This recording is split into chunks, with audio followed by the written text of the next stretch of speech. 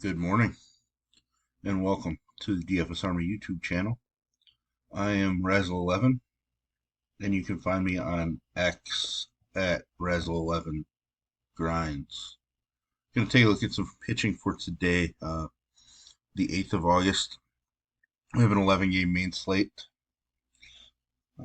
Taking a look at some weather. Looks like we're going to have a weather free evening. Very slight chance of delay in Boston. But other than that, everything looks good. No big wind issues. Most places temps are in the low 80s. So nothing to worry about as of now. Let's dig into the slate. At the top, Framber Valdez as a minus 130 favorite against Baltimore. Framber hasn't been as strong on the road.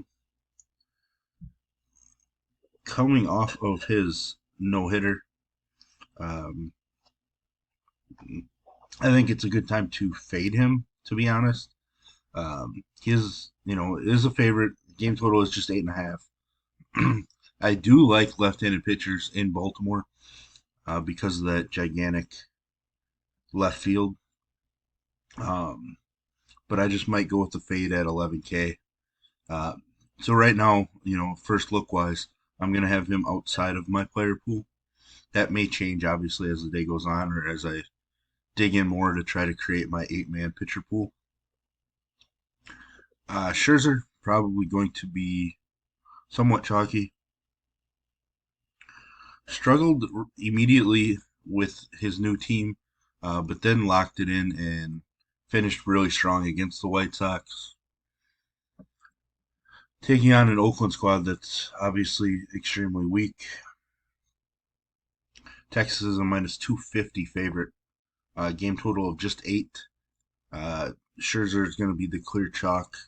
The clear standout option to me, similar to Freddie Peralta last night. Lucas Giolito, I'm not really sure what to do here. Struggled in his first start with the Angels, but that was against Atlanta. We know he has upside. San Francisco does strike out a little bit, but he is an underdog. San Francisco is a minus 115 favorite right now.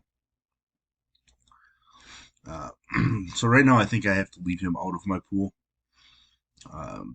It's a stiff price tag to pay for him, considering I want to kind of play the wait and see with him performing with the Angels.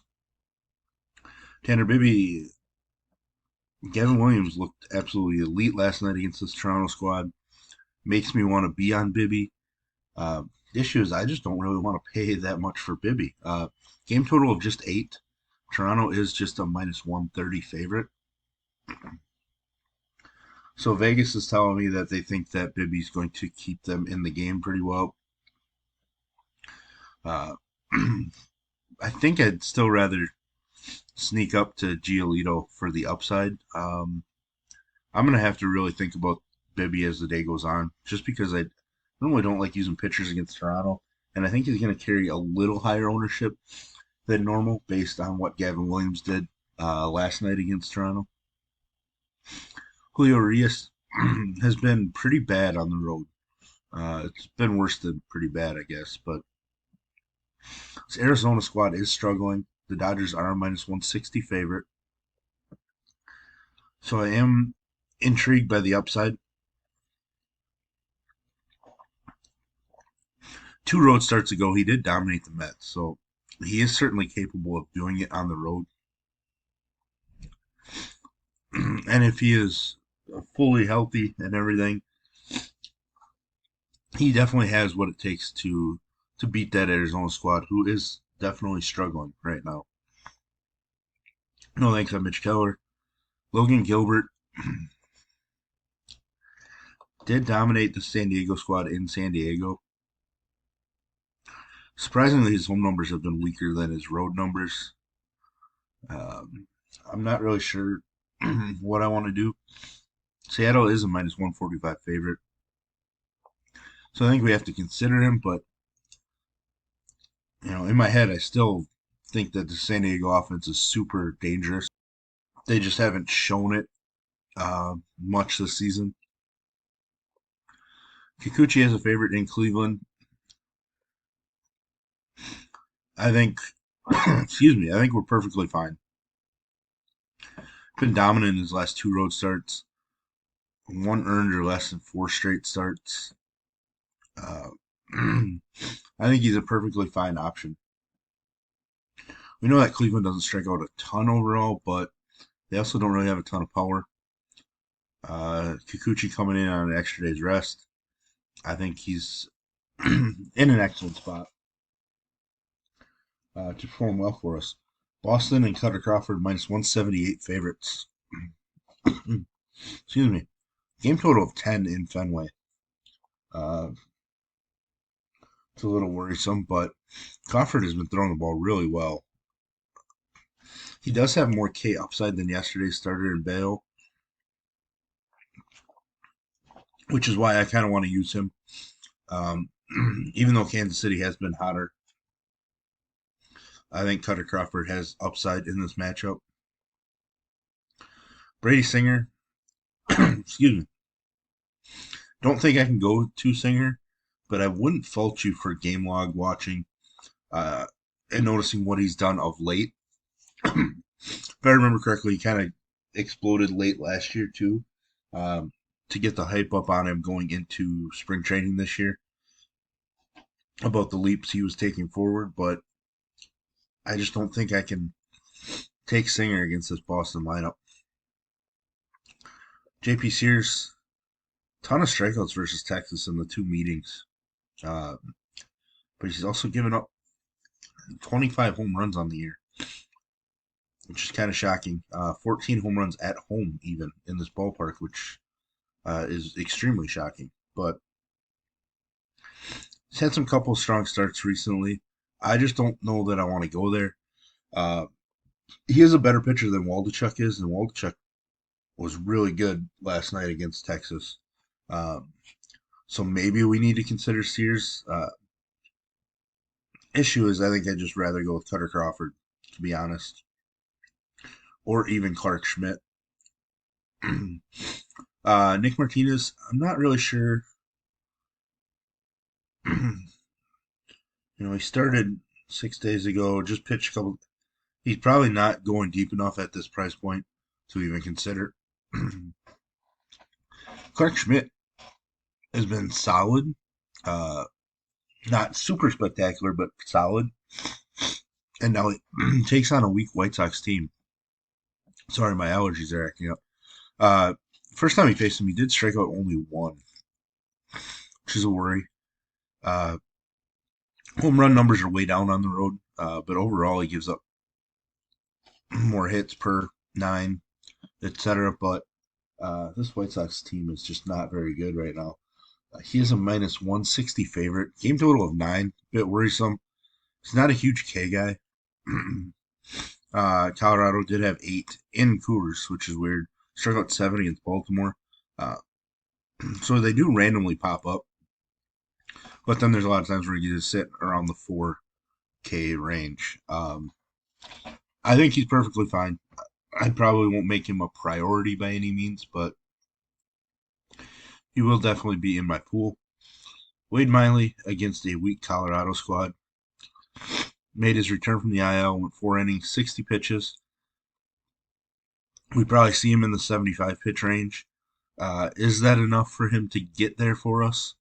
I think it is, barely. But I'm not overly excited to play a ton of Miley. I think right now he's probably more like a 15% play for me. Obviously, that could change throughout the day, but my initial thinking is I don't really want to go too heavy on Wade Miley. But maybe he becomes the best cheap option. I'm not sure. Grayson Rodriguez taking on this Houston squad. He struggled in Baltimore. He shows flashes of, the guy that was the number one pitching prospect in baseball coming into the season. I'm just not using him against Houston. Jamison Tyon's been throwing the ball extremely well. Uh, K's just aren't as strong this year, but that's all right.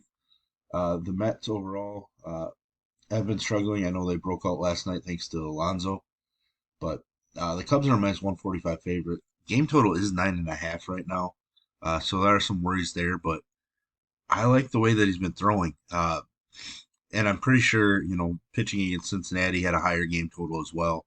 That at Yankee Stadium probably had a pretty higher game total. Uh, at 6,700, I think he's definitely viable for us because he is somebody that can get us 25, 22 to 25 DK points. And I generally look for raw points. I'm not trying to look for some sort of value at all, which is why my pitcher pool generally is uh, somewhat top heavy in price points. But uh, I will add a couple guys in the bottom tier who I think have the upside to go for 25 DK points. Tyon is one of them.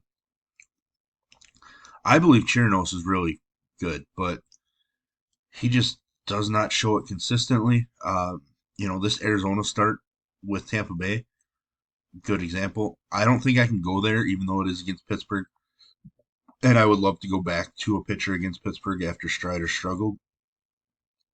I just don't know that we can trust Chirinos at this point. Carrasco, not interested at all. He did shut down the Cubs earlier this year, but his numbers at home have been atrocious.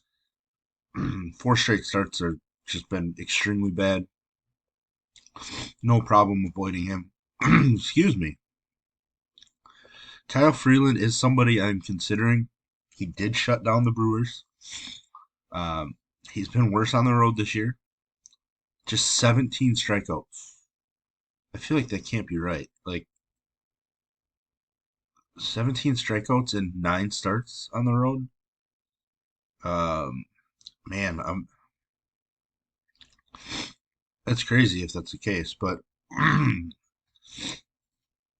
we do know that Milwaukee struggles against left-handed pitching, and Freeland is decent enough. I don't know if he's going to make my pool, but I'm intrigued enough.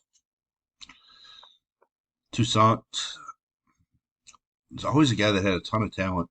I believe he came up with Atlanta. He's been strong at home. you know, Stretched out, does walk some guys. But this Yankee lineup is not as potent as you would expect. Um, can he get us 20 plus? I'm not sure. He did against Cleveland, which is a tough team for pitchers to go for 20 plus against. Uh, so maybe I'm gonna have to kind of weigh these guys down here and compare and make a decision. Alex Wood, I don't know if he's gonna start traditionally. I've seen some places that list Scott Alexander as an opener, uh, so it's really up in the air. Uh, I would like his K upside, if he does start. Um, the last 3 times he's gone last 4 times he's gone 5 plus innings. He's gone for what 19 plus DK points. So um, yeah, I like the upside if we get him as a traditional starter, or if it's a guarantee that we're getting him in the second inning, to where he might be able to go through 6 or even 7. There is plenty of upside at this price point, but that's something that we probably won't get, and we might just have to make a decision to gamble on or not. Um, but there you have it. There's a first look at pitching for today. If you enjoy what I bring to you, please hit the like button, hit the subscribe button, turn the notification bell on to get that alert anytime we drop videos here at DFS Army. And if you want to join us, I'll put links in the description below. You can use promo code RAZ, that's RAZ, for 10% off monthly.